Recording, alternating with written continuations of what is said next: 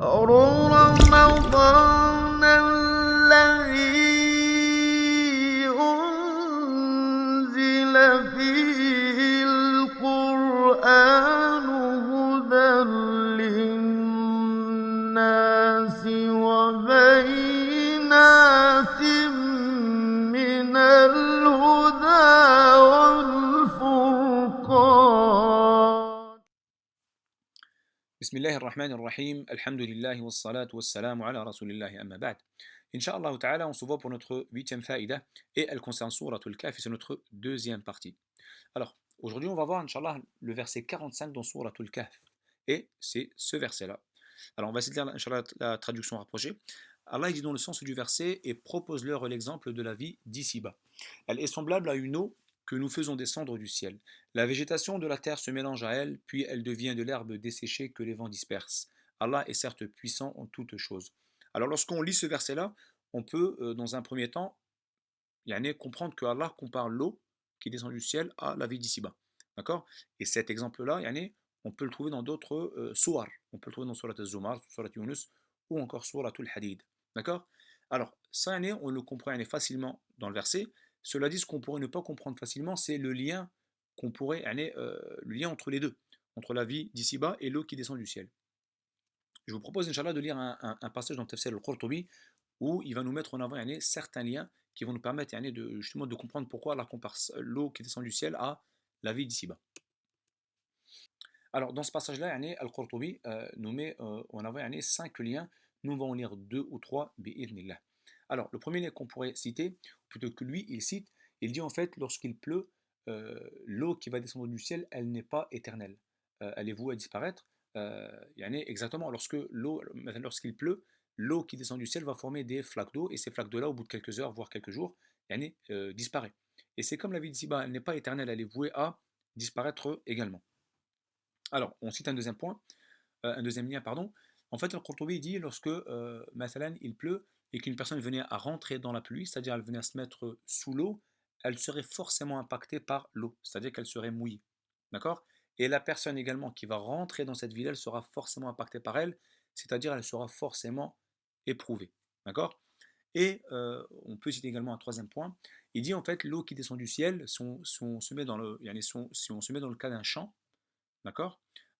Trop d'eau qui descendrait du ciel pourrait nuire à ce champ-là, parce qu'elle va l'inonder. Peu d'eau, ça ne serait pas profitable pour le champ, mais une eau à juste mesure pourrait être profitable pour le champ et les plantes pourraient sortir. Il dit c'est exactement pareil pour la vie d'ici-bas.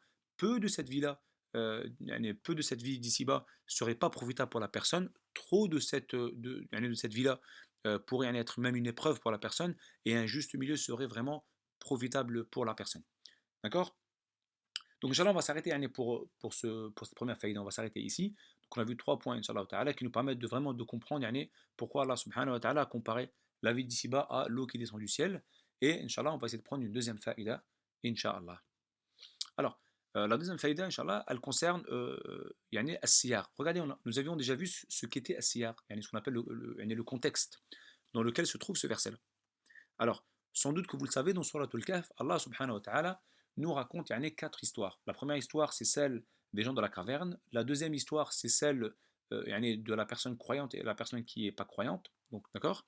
Et la troisième histoire, c'est l'histoire de Moussa et de Al-Khadr. Et nous avons la quatrième histoire qui est celle de Dhul Qarnayn. Alors, nous, ce qui nous intéresse, c'est la deuxième histoire, c'est celle des 2 hommes. D'accord? Alors, sans doute que vous connaissez l'histoire. Alors, rapidement, on raconte l'histoire rapidement. Vous pourrez retourner soit à Surat al-Kahf ou au Tafsir. En fait, à savoir que ici, Allah il nous raconte l'histoire des 2 hommes dont l'un des deux, Allah subhanahu wa ta'ala, lui a donné 2 jardins. 2 jardins avec tout ce qu'il faut pour entretenir ces 2 jardins. D'accord? Le donner maintenant des ruisseaux d'eau et ainsi de suite. Qui lui permettent de irriguer ces 2 jardins-là. Et dans ce cas-là, de profiter des bienfaits de ces 2 jardins. D'accord?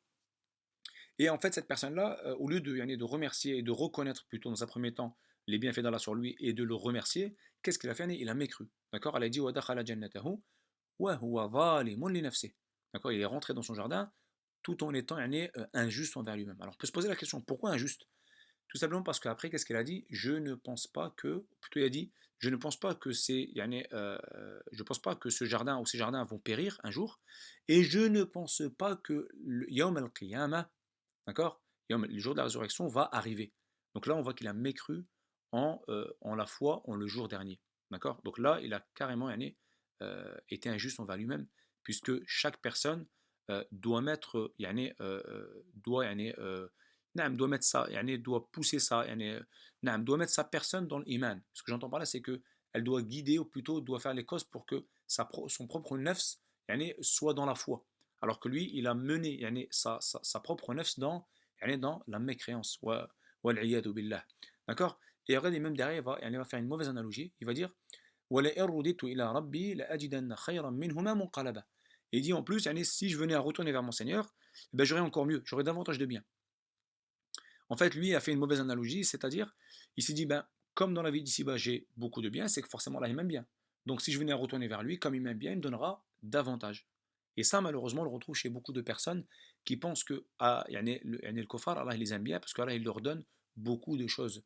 Non, il ne faut pas comprendre ça. Allah subhanahu wa ta'ala, il donne à ceux qu'il aime et c'est un bienfait pour eux, et il donne à ceux qu'il n'aime pas et c'est une épreuve pour eux. D'accord? على كل حال. Donc lui, au lieu de reconnaître le bienfait d'Allah sur lui, il a mécru, et Allah il l'a éprouvé en détruisant ces deux jardins et en faisant périr tout ce qu'il avait. D'accord? Donc cette personne elle se retrouvait sans rien. Et subhanallah, si on analyse cette histoire-là, on peut se dire que ce verset-là est un résumé de toute l'histoire.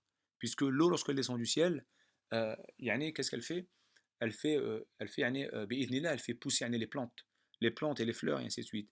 Et ce qui pourrait être attirant et attirer le regard des gens, et que les gens puissent être charmés par cela et trouver cela beau. D'accord? Comme la personne au début de l'histoire, qui était impressionné par ce qu'il avait comme bien.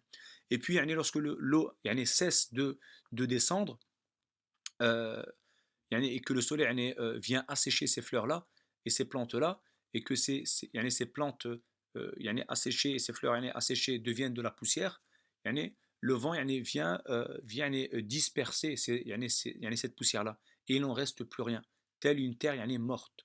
D'accord? Et subhanallah, ça c'est exactement la situation de la personne qui, après ne pas avoir reconnu le bienfait d'Allah sur lui, et d'avoir même mécru en Allah subhanahu wa ta'ala, qu'est-ce qui s'est passé? Allah a fait disparaître tout ce qu'il avait.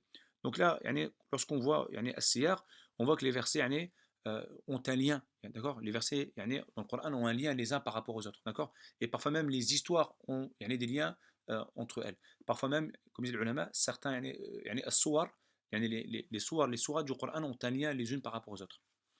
On va s'arrêter là, Inch'Allah ta'ala, aujourd'hui pour ces deux faïdas.